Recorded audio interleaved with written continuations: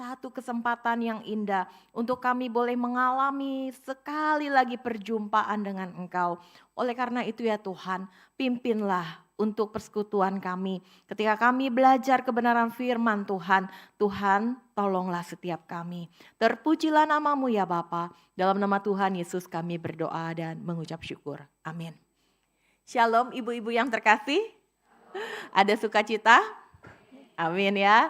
Saya lihat kok gedung ini tambah besar ya. Wow, puji Tuhan. Tadi baru diinfoin ternyata diperlebar ya. Wah, puji nama Tuhan. Ibu-ibu, ada salam dari ibu-ibu KW GKI Greenfield.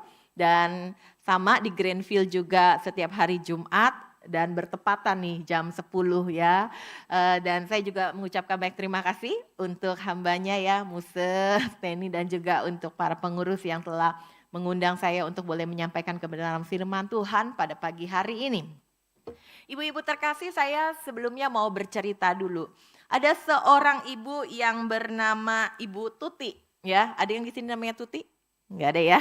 Nah, Ibu Tuti ini sewaktu Covid kehilangan suami terkasih.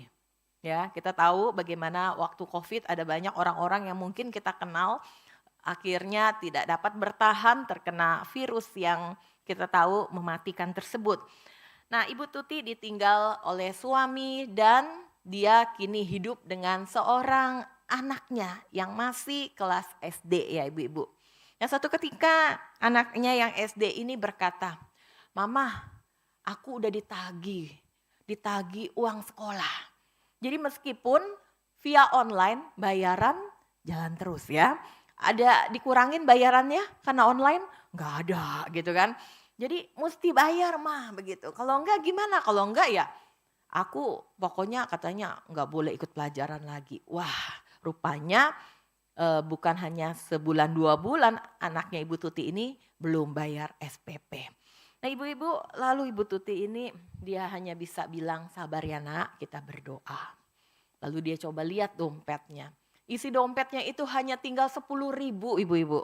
Ibu-ibu kalau punya uang 10.000 gitu ya, hanya untuk hari ini gitu ya, kira-kira mau diapain? Ibu Tuti ini mikir ya, aduh ya bagaimana ini Covid masih panjang. Memang dia adalah seorang penjahit. Tetapi ketika Covid memangnya ada orang yang mau jahit baju? Gak ada ya. Semua lebih pokoknya diem-diem aja dia di rumah buat apa jahit baju begitu kan. Nah jadi Ibu Tuti ini mikir, aduh 10.000 ini untuk apa? Aku gak tahu loh Covid ini sampai berapa lama aku gak tahu begitu. Jadi lalu Ibu Tuti ini pikir, udahlah kalau gitu aku mau beliin sayur-sayuran aja. Jadi dia udah berencana nih ibu-ibu ya, aku mau beli kangkung, aku mau beli bayam, aku mau beli sawi. Cukup gak ya kira-kira ya? Cukup lah ya, 3.000 kembali 1.000 gitu kan. Nah jadi dia udah berpikir demikian ya. Lalu dia pergilah ke pasar. Nah ibu-ibu yang terkasih ketika dia di pasar, dia berjumpa dengan seorang parubaya, seorang yang sudah lansia, nenek-nenek begitu ya. Nah dari nenek ini wajahnya kelihatan sekali dia begitu lemes. Wah jangan-jangan kena Covid nih. Tapi ternyata bukan ibu-ibu. Nenek ini bilang dia cerita bahwa dia sudah 2 hari gak makan. Ya, dia begitu lemes bukan karena dia kena Covid tapi karena dari 2 hari gak makan. Wah, Tuti sebagai anak Tuhan dia ingat. Firman Tuhan bilang apa? Kasihilah sesamamu manusia seperti dirimu sendiri. Jadi dia langsung, aduh kasihan banget ya ibu ini ya. Aku mau tolong tapi gak punya uang. Tapi terus hatinya itu, suara hatinya itu seakan-akan tidak bisa diam. Ayo tolong dia, ayo bantu dia. Nah ibu-ibu, kalau ibu-ibu jadi si Ibu Tuti, apa yang ibu-ibu lakukan? Doa, ayo bu sini bu ya. Berdiri dulu bu, saya berdoa bu. Udah doa, jadi kenyang si ibu? Enggak ya? Jadi apa dong? Ajak makan 10.000 bu. Jadi gimana? Waduh dia bingung sekali, aduh Tuhan. Terus lalu dia coba untuk mengabaikan. Dia bilang begini, dia kan lapar sendiri. Aku lapar berdua. Terus dia mikir lagi, jangan-jangan nanti ya ada orang lain kok yang nolong. Mungkin aku nih bukan aku orangnya, tapi aku percaya ada orang lain yang tolong. Tapi apakah hatinya tetap damai? Enggak, hatinya tetap di dalam hatinya itu, ayo tolong dia, ayo kasihi dia, kasihan sekali dia sudah tua renta, dia sudah lapar. Bagaimana kalau tiba-tiba dia pingsan dan dia lalu tidak ada yang menolong. Wah, hati Tuti betul-betul dilema sekali. Uang tinggal 10.000. Tapi di hadapannya ada seorang tua yang begitu rentah dan membutuhkan pertolongan. Nah, ibu-ibu bagaimana ya caranya? Pinjam duit ke warung, kalau bisa ganti si Tutinya. Kalau nggak bisa, nanti bagaimana? Wah, pokoknya dia bingung sekali. Tetapi di tengah-tengah itu hatinya waktu itu sudah bulat, tetapi dia mau coba ya. Jadi ketika ibu itu dia mulai melangkah menjauh dari Bu Tuti itu sengaja manggil si ibu ini suaranya pelan banget. Biar kalau benar-benar dia butuh dia bisa balik. Tapi harapannya aduh mudah-mudahan dia gak denger ya. Dia cuma manggil ibu gitu ya, pelan ya. Tapi ternyata ya wah sinyalnya itu kuat banget. Si ibu yang tua itu bisa langsung noleh. Iya ada apa nak gitu ya. Ya mau gak mau deh uang 10.000 dikasih ke ibu. Bu ini uang untuk ibu beli makanan gitu. Udah kan? Wah hati Tuti begitu lega. Dia begitu bersuka cita, dia begitu senang. Tapi apa udah beres masalahnya? Belum ibu dia mikir, aduh anakku bagaimana ya makan apa dia besok ya. Aduh Tuhan kenapa aku kok tadi kasih ya ada penyesalan selain ada rasa sukacita. Nah ibu-ibu dia mulai bingung lagi, aduh gimana SPP belum bayar, uang juga udah kagak ada, hari ini aku mau makan apa. Tiba-tiba tangan seseorang menepuk pundaknya dan bilang begini, ibu aduh aku nih udah cari ibu dari kemarin. Anakku perusahaannya itu butuh masker kain, ibu kan bisa jahit, bisa. Kalau gitu bikinin untuk 1.000 lusin. Wah ibu-ibu luar biasa. Ternyata orang-orang yang taat perintah Tuhan, Tuhan tidak pernah tinggalkan. Amin. Nah ibu-ibu yang terkasih demikian juga yang akan kita pelajari pada pagi hari ini dari seorang janda di Sarfat. Menarik sekali tema yang diberikan yaitu janda di Sarfat, ketaatan dan syukur. Ibu-ibu mari saya mengajak kita untuk bersama-sama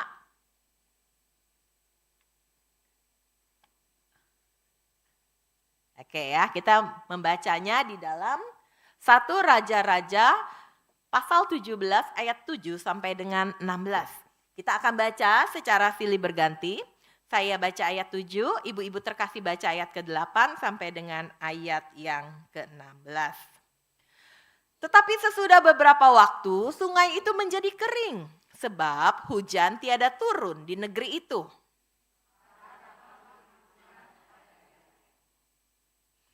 Bersiaplah pergi ke Sarfat yang termasuk wilayah Sidon dan diamlah di sana. Ketahuilah aku telah memerintahkan seorang janda untuk memberi engkau makan.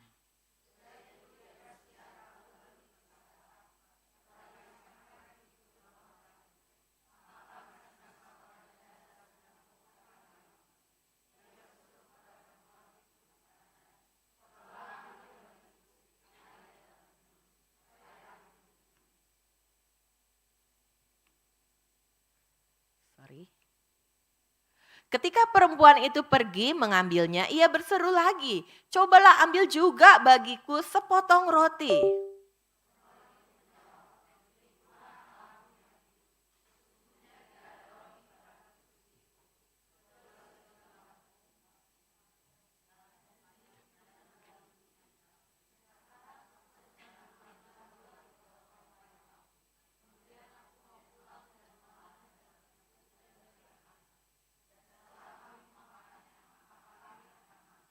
Tetapi Elia berkata kepadanya, janganlah takut, pulanglah, buatlah seperti yang kau katakan. Tetapi buatlah lebih dahulu bagiku sepotong roti bundar kecil daripadanya. Dan bawalah kepadaku, kemudian barulah kau buat bagimu dan bagi anakmu.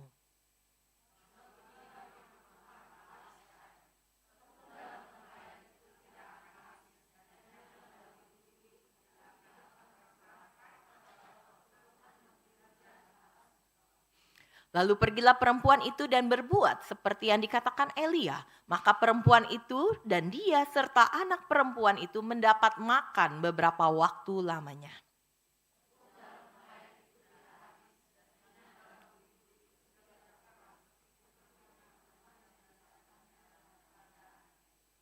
Demikianlah firman Tuhan. Nah, ibu-ibu, pelajaran apa yang bisa kita ambil dari janda miskin yang bukan berasal dari Israel ini? Kita akan bersama-sama mempelajarinya. Yang pertama, yaitu iman yang teguh di tengah kesulitan. Ibu-ibu yang terkasih, diceritakan janda ini tinggal di mana? Di Sarfat, di sebuah kota di Sidon yang sekarang itu adalah Lebanon. Wilayah asing yang tidak menyembah kepada Allah Yahweh atau Allah bangsa Israel. Mayoritas penduduknya di sana adalah menyembah kepada Baal, yaitu dewa kesuburan yang dianggap itu bisa menurunkan hujan, memberikan kemakmuran. Dan dia hidup di tengah-tengah bangsa yang seperti ini, ibu-ibu. Jadi bukan dari bangsa Israel. Nah, ia juga bukan janda yang kaya, ya dikatakan kan janda yang miskin. Dan dalam masyarakat saat itu, janda seringkali dikelompokkan sebagai kelompok yang paling rentan. Yang harus mendapatkan perhatian, yang harus mendapatkan belas kasihan, yang harus mendapatkan pertolongan. Tetapi yang menariknya adalah justru Allah menyuruh Nabi Elia datang kepada janda itu. Bisa nggak Allah menyuruh Elia untuk datang kepada orang yang seharusnya lebih mampu? Bisa saja. Tetapi mengapa? Apa tujuan Allah? Ibu-ibu yang terkasih, ada dua perintah yang sesungguhnya diberikan oleh Nabi Elia kepada janda ini. Kalau kita melihat di ayat yang ke-10 sampai dengan ayat yang ke-11. Ya, dikatakan di ayat yang ke-10, ambil bagiku sedikit air dalam kendi. Nah, itu adalah tugas yang pertama yang diperintahkan. Lalu yang kedua dikatakan, cobalah ambil juga bagiku sepotong roti. Ibu-ibu yang terkasih, minta air saja itu udah susah. Karena saat itu apa? Sedang kekeringan, sedang gak ada air, gak ada hujan begitu ya. Itu udah susah. Nah, apalagi perintah yang kedua lebih sulit banget, yaitu minta apa? Dibuatkan roti. Padahal persediaan makannya itu hanya tinggal apa? Segenggam tepung dan sedikit minyak. Nah, saya rasa situasi ini bukan hanya sekedar situasi yang sulit, melainkan situasi yang menentukan antara hidup dan mati. Jadi luar biasa sekali apa yang diminta Elia kepada si janda ini. Sesungguhnya ibu-ibu terkasih, kita juga harus sadari. Sesungguhnya tidak ada alasan untuk janda ini menolong Elia. Kenapa saya mengatakan demikian? Yang pertama ibu-ibu, karena Elia itu bukan nabi dari kepercayaan janda di Sarfat ini. Tadi siapa yang menyimak? Janda ini dan bangsanya kepercayaannya apa? Kepada siapa? Kepada Baal. Ya, yang memberikan, yang dipercayai dapat memberikan kesuburan, yang dapat dipercayai memberikan hujan. Jadi Elia itu bukan nabinya. Tetapi mengapa janda di Sarfat ini kok mau ya nolong? Kalau ibu-ibu terkasih, ada orang asing yang minta pertolongan, ibu-ibu mikirnya apa? Wah, jangan-jangan aku ditipu nih. Wah, ini orang jahat nih, begitu ya. Tetapi sangat luar biasa sekali bagaimana janda ini mau menolong Nabi Elia. Dan kita mau lihat kenapa sih kok bisa ya? Yang pertama ibu-ibu, mengapa janda di Sarfat ini mau menolong Nabi Elia? Yaitu karena perintah daripada Tuhan. Ibu-ibu, kalau tadi ibu-ibu baca di ayat yang ke-9 dikatakan bersiaplah. Ini perintah Tuhan kepada Nabi Elia. Pergi ke Sarfat yang termasuk wilayah Sidon dan diam di sana. Ketahuilah aku memerintahkan seorang janda untuk memberi engkau makan. Dapat dikatakan janda ini sudah dipersiapkan oleh Tuhan hatinya untuk memiliki belas kasihan, untuk memiliki kasih mengasihi Elia. Luar biasa ya Allah kita ya. Allah kita Allah yang betul-betul sungguh mengenal.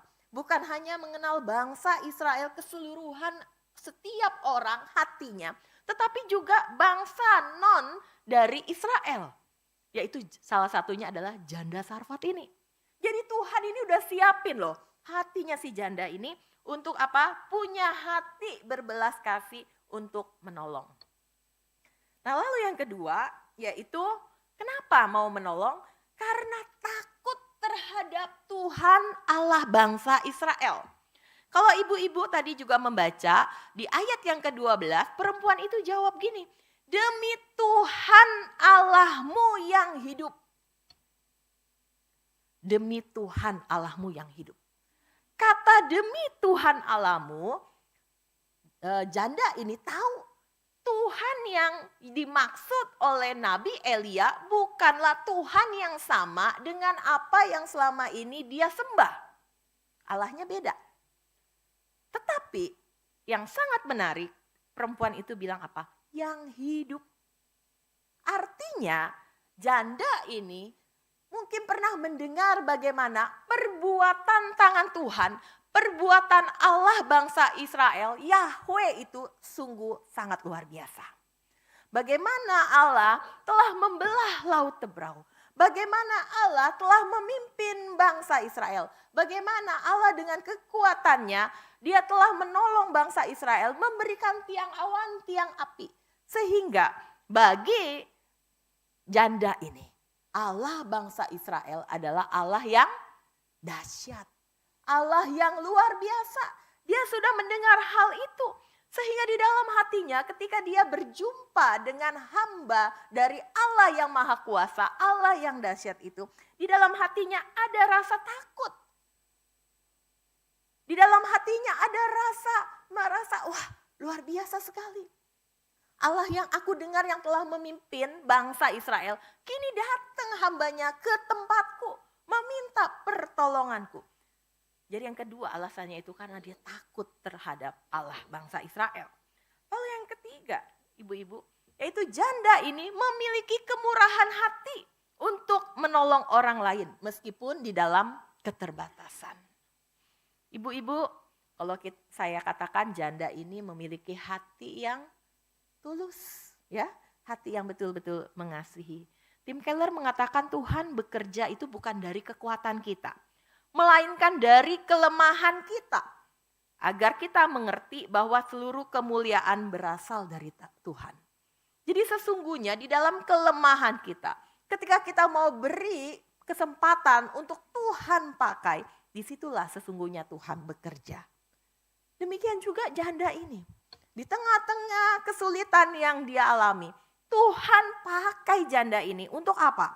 Untuk semua bangsa, semua orang boleh melihat bahwa Tuhan bisa memakai orang dari non-Israel, bahkan seorang janda miskin itu pun untuk menolong hambanya, yaitu Elia. Lalu yang ketiga, kenapa ibu-ibu yang terkasih? Yaitu karena iman yang besar. Yang keempat ya ibu-ibu ya, iman yang besar. Ketika Elia memberitahukan bahwa tepung dan minyaknya tidak akan habis sampai hujan turun, janda itu percaya dan mengikutinya. Iman yang besar ini membuat dia taat untuk mengambil keputusan melakukan apa yang diperintahkan Nabi Elia. Meskipun janda ini udah tahu belum hasilnya? Udah tahu hasilnya? Belum tahu.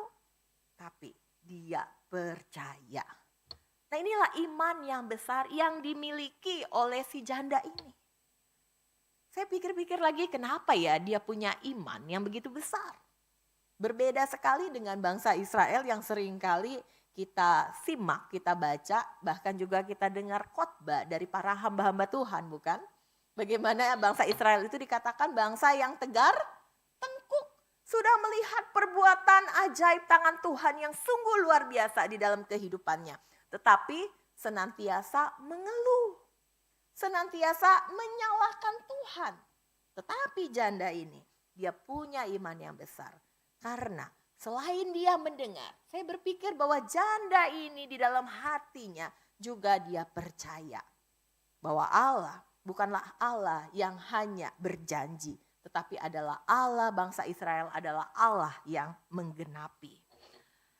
Lalu ibu-ibu, apa lagi yang bisa kita pelajari dari bagian ini? Yaitu ketaatan dari janda ini yang membawa berkat. Ayat ke-13 dikatakan, tetapi Elia berkata kepadanya, jangan takut, pulanglah. Nah, ini membuat kekuatan bagi si janda ini. Buatlah seperti yang kau katakan, tetapi buat untukku dulu nih. Nah, ibu-ibu, ini kan balik lagi bukan nabinya si janda ini ya. Tetapi kok si Elia ini kayaknya seakan-akan kalau kita lihat kok kayaknya egois banget ya gitu ya. Padahal udah tahu nih. Tinggal apa? Tinggal tepungnya tinggal apa? Segenggam itu udah gak ada, minyaknya udah tinggal dikit. Tetapi janda itu taat. Di ayat yang ke-15 dikatakan, lalu pergilah perempuan itu dan berbuat seperti yang dikatakan Elia. Ibu-ibu, inilah ketaatan. Ketaatan ialah ketika kita mendengar dan kita segera melakukannya. Kita melihat di sini tidak ada perbantahan, tidak ada tawar-menawar. Janda ini langsung oke, janda ini langsung melakukan, menyiapkan apa yang dibutuhkan oleh Elia. Dia membuatkan bagi Elia roti, dia memberikan kepada Elia air untuk diminum. Wow, saya pikir sungguh luar biasa. Kadang-kadang ya, kita seperti tadi kan, mau menolong orang kalau apa? Kalau kita punya. Betul ya? Aduh, aku mau tolong orang kalau aku punya. Kalau aku udah limpah deh Tuhan, baru aku memberi persembahan. Kalau kondisi hatiku lagi seneng, bahagia, masalahku udah beres, baru deh Tuhan aku melayani Tuhan. Kayaknya kok seakan-akan untuk kita melakukan hal yang diperintahkan oleh Tuhan itu adalah sebagai hadiah dari Tuhan karena kita sudah berbuat sesuatu untuk hidup kita. Nah, ibu-ibu yang terkasih, tetapi John Stott berkata begini, iman itu bukan menunggu keadaan membaik baru bertindak. Tapi iman adalah bertindak karena kita percaya kepada Dia yang memerintahkan. Jadi meskipun saat ini kondisi kita sedang tidak baik-baik saja, mungkin kita hidup di dalam situasi yang pas-pasan begitu ya, tidak berkecukupan seperti orang-orang lain. Tetapi ketika kita punya hati yang taat, kita mau memakai seperti si janda ini, segala kekurangan kita, segala kelemahan kita bawa kepada Tuhan, kita pakai untuk Tuhan, kita berikan kepada Tuhan. Maka Tuhan akan bertindak. Tuhan akan bekerja. Itu adalah iman.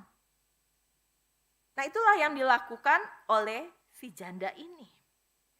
Ibu-ibu yang terkasih, karena ketaatannya Allah memberkati janda ini. Dikatakan tepung dalam tempayan dan minyak dalam buli-buli itu tidak habis sampai masa kekeringan berakhir. Dan yang lebih luar biasa lagi, janda ini bukan hanya mengalami sesuatu berkat yang luar biasa daripada Tuhan. Tetapi kalau dulu dia hanya mendengar Allah Israel itu luar biasa loh. Allah Israel itu membela bangsanya, memberkati bangsanya. Dia hanya dengar.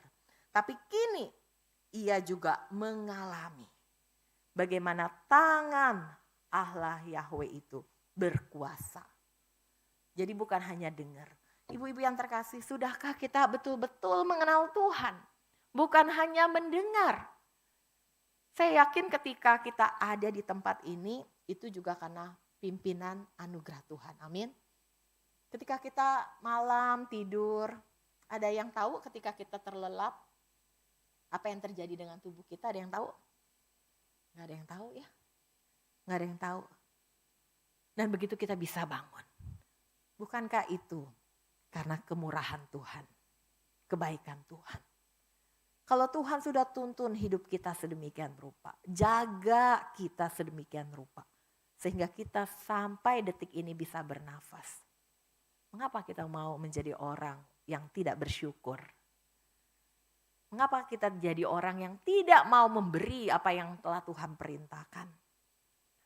Kalau janda ini diberikan perintah oleh Tuhan, yaitu untuk memberi menolong sesamanya. Itu juga adalah perintah yang Tuhan berikan kepada kita.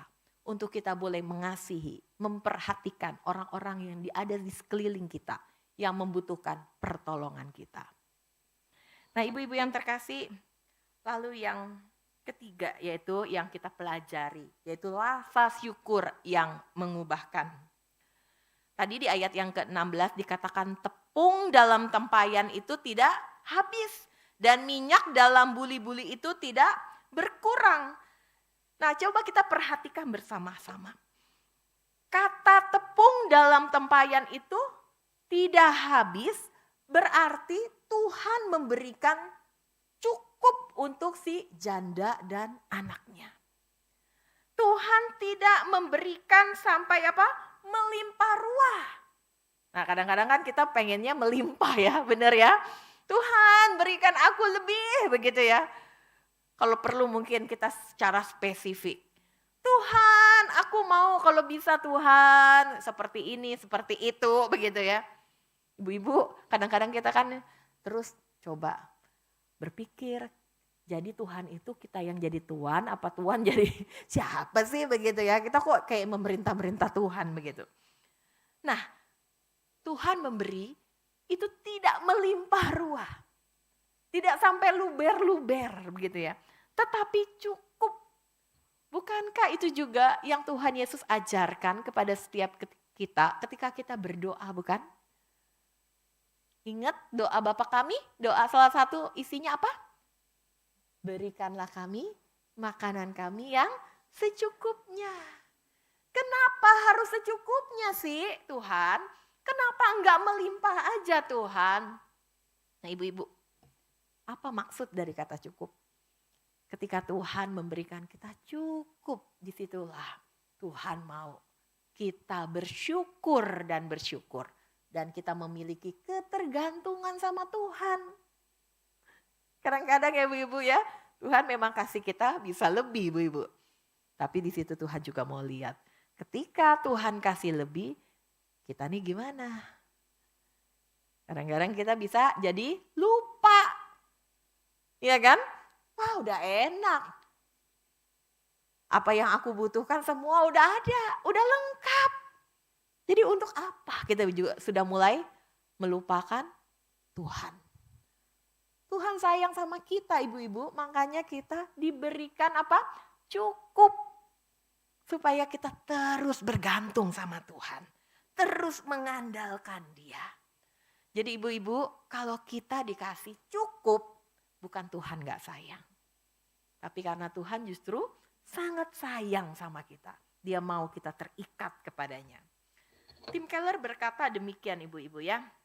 Hidup orang beriman adalah hidup yang tahu bahwa cukup dari Tuhan itu jauh lebih berharga daripada berlimpah dari dunia. Karena cukup itu membawa kita semakin mengenal Tuhan. Tetapi berlimpah dari dunia, sifatnya apa? Sementara. Sifatnya menjauhkan kita daripada Tuhan. Atau mungkin itu justru membawa kita semakin terjerumus ke dalam dosa. Ibu-ibu yang terkasih, kita dapat melihat hidup yang bersyukur dari janda Sarfat ini. Ada dua hal. Yang pertama, meski miskin dan menghadapi masa sulit, janda ini enggak ngeluh dan menyalahkan keadaan. Sebaliknya, ia bersyukur atas apa yang ia miliki. Walaupun itu hanya segenggam tepung dan sedikit minyak. Ibu-ibu saya mengenal satu orang ibu ya. Dia punya 3 orang anak. Satu anaknya tinggal di Kamboja, satu anaknya tinggal di Bekasi, dan satu anaknya tinggal di dekat rumahnya. Setiap kali ketika dia sakit ya, ketika dia sedang sepi, dia selalu telepon saya. Dia selalu mengeluh mengeluh dan mengeluh. Saya jadi mikir, aduh ibu ini harusnya bagaimana ya Tuhan? Kok mengeluh terus ya gitu. Ibu-ibu, ketika seseorang selalu mengeluh dan mengeluh, maka yang terjadi apa? Dia merasa tubuhnya itu semakin lama kok semakin sakit ya. Dia bilang, aduh semu kok tubuh saya semakin lama semakin sakit ya. Kenapa ya kok gak ada sehat-sehatnya aku ya? Kenapa kok Tuhan gak kasih aku kesembuhannya semu? Tanganku sakit, kakiku sakit, pokoknya yang dikeluhkan banyak deh gitu ya ibu-ibu ya. Saya selalu ajarkan kepada dia, walaupun sampai sekarang kalau telepon saya terus mengeluh gitu ya. Saya selalu ajarkan dia, stop mengeluh Bu, bersyukur. Kalaupun anak-anak nggak datang ke rumah ibu hari ini, bersyukur ibu-ibu kalau ibu masih memiliki tetangga yang baik. Masih memiliki saudara seiman yang mendoakan gitu ya. Tetapi orang yang mengeluh itu tidak melihat kebaikan yang telah Tuhan sediakan. Yang ada apa? Memang tetangga datang, tapi cuma datang doang gak bawa makanan. Wah ya ibu-ibu ya, jadinya susah ya. Jadi bagaimana dong begitu. Nah ibu-ibu, tapi lihat perhatikan janda ini. Di tengah-tengah kekurangannya, ketika Nabi Elia minta air, dia tidak mengeluh, dia gak bilang. Orang lagi kering-kering begini, aku aja gak punya air masih minta air lagi. Gak begitu, gak ngedumel. Ya, tetapi apa? Dia tetap melakukan apa yang Elia perintahkan. Lalu yang kedua, hidup yang bersyukur adalah hidup yang mau memberi dan berbagi terhadap sesama. Ibu-ibu sekalian, juga hidup saya udah bersyukur belum nih? Karena seseorang yang bersyukur itu berarti merasa bahwa Tuhan itu memimpin kehidupannya. Percaya Tuhan itu menolong kehidupannya. Sehingga ketika dia memberi, dia tidak merasakan rugi. Tetapi ketika dia memberi, dia merasakan sukacita. Ibu-ibu kita belajar untuk kita mau seperti janda Sarfat ini. Di mana janda Sarfat ini dia punya hati yang mau apa? Berbelas kasihan kepada sesama. Hati yang taat, hati yang bersyukur kepada Tuhan. Walaupun tadi saya akan ulangi ya, dia bukan dari bangsa Israel. Terlebih kita bukan ibu-ibu, kita ini anak-anaknya Allah. Allah telah mati bagi kita. Dia telah menyatakan kasih-Nya bagi kita. Kita ini kaum imamat rajani. Punyanya Allah sendiri ibu-ibu. Percaya hidup ibu-ibu ada di dalam tangannya Tuhan. Amin. Amin. Nah kalau demikian sebagai ungkapan syukur kita. Salah satu bentuknya ialah kita mau apa? Memberi kepada orang-orang yang mungkin kekurangan di sekitar kita. Yang membutuhkan uluran tangan kita. Mari kita seperti janda di Sarfat ini melakukannya. Ibu-ibu saya sadar sekali bahwa di dalam kehidupan kita saat ini tidaklah mudah. Terkadang mungkin kita merasa khawatir akan masa depan. Aduh masa depan cucu saya bagaimana ya? Masa depan anak saya gimana ya? Masa depan saya sendiri gimana ya? Aduh kok kayaknya semakin susah ya begitu. Atau mungkin saat ini adalah musim-musim yang kita rasakan, musim yang sulit karena kita sedang sakit. Minum obat ini udah dicoba, minum obat itu udah dicoba, tapi gak sembuh-sembuh. Nah ibu-ibu yang terkasih, dalam situasi seperti ini bisakah kita bersyukur?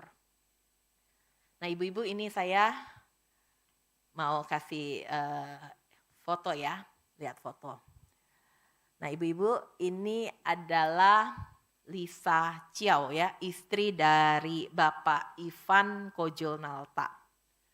Dia adalah seorang pencipta lagu dengan tema mengucap syukur. Coba yuk kita denger ya lagunya ya. Coba ibu-ibu perhatikan lirik dari lagu ini. Ya kita minta multimedia untuk tayangkan videonya. Hari-hari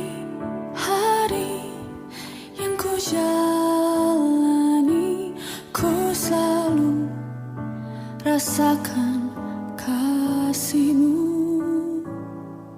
Ku bersyukur atas kebaikan-Mu. Engkaulah Yesus Tuhanku. Semua ini untuk membentukku supaya ku hidup sesuai kehendak-Mu. Penyertaan-Mu selalu ku rasakan.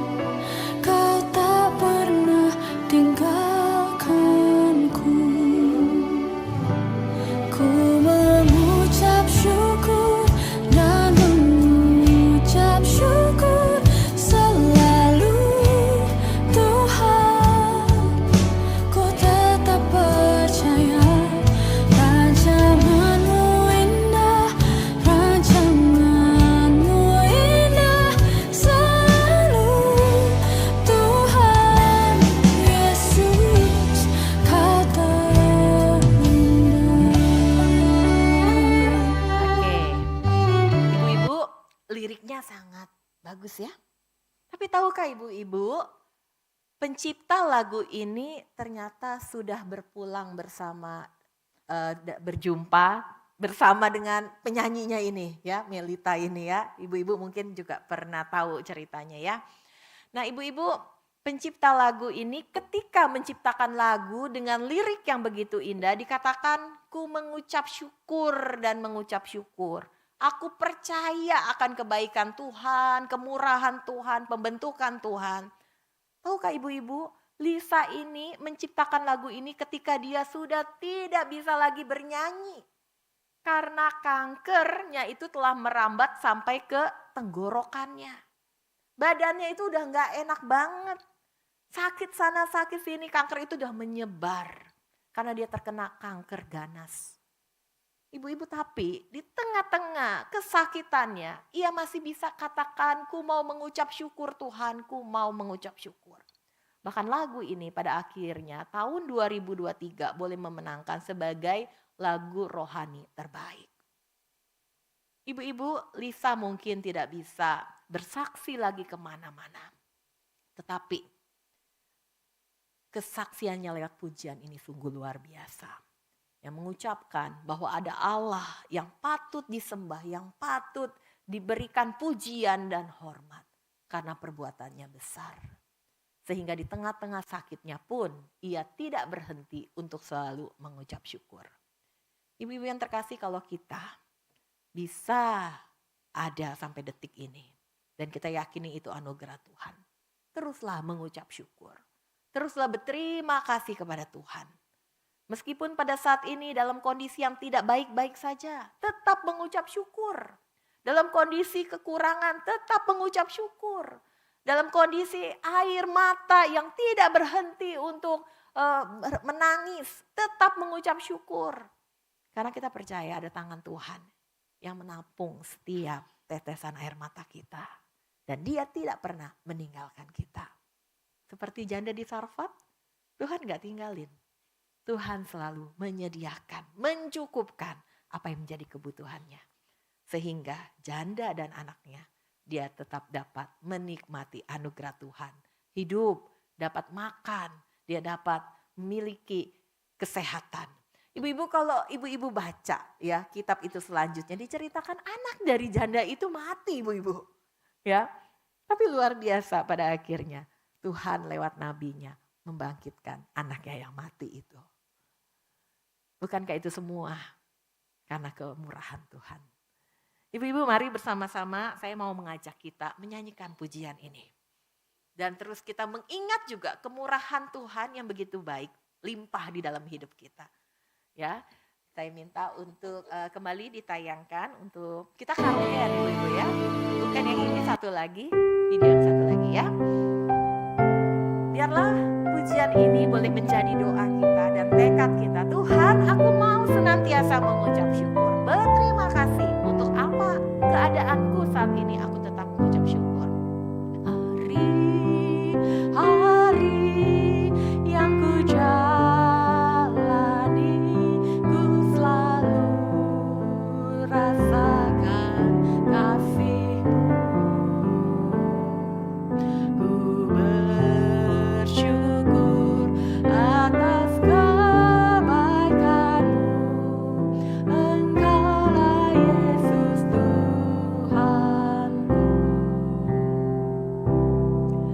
Semua ini untuk membentukku supaya ku hidup sesuai kehendak-Mu. Penyertaan-Mu selalu ku rasakan, Kau tak pernah tinggalkanku.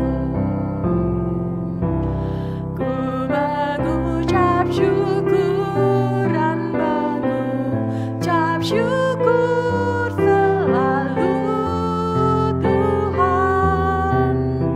Ku tetap percaya rancangan-Mu indah, rancangan-Mu indah selalu, Tuhan. Yesus, Kau terindah. Musik akan mengalun, biarlah setiap ibu-ibu kita datang sama Tuhan. Mari kita mengucap syukur, kita ingat kemurahan Tuhan yang tidak pernah habis-habisnya di dalam kehidupan kita. Saat ini mungkin kita sedang sakit, tapi ingatlah Tuhan tidak pernah tinggalkan. Tuhan ada dan selalu beserta. Mungkin pada saat ini hubungan kita dengan seseorang sedang tidak baik-baik saja. Tapi ingatlah, Tuhan dapat memulihkan setiap hubungan yang retak, setiap hati yang hancur. Mungkin saat ini kondisi kita sedang dalam keadaan yang terpuruk. Penghasilan kita tidak seperti dulu lagi. Kita merasakan ekonomi begitu susah, begitu sulit. Tapi ingatlah bahwa Tuhan adalah Tuhan yang menyediakan. Dan semua itu cukup untuk kita.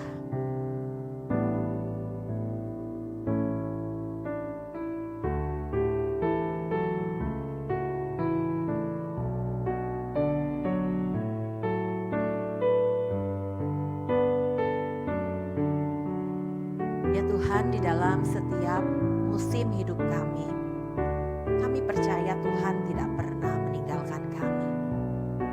Ajar kami ya Tuhan, seperti janda di Sarfat yang Tuhan pakai, sehingga hamba-Mu Nabi Elia tetap dapat makan, tetap dapat hidup. Dan Tuhan, Engkau juga memberikan kecukupan kepada janda Sarfat. Di tengah-tengah kekurangan, di tengah-tengah situasi kekeringan pada saat itu. Dan kami juga percaya Tuhan, Allah yang sama adalah Allah yang menyertai kami.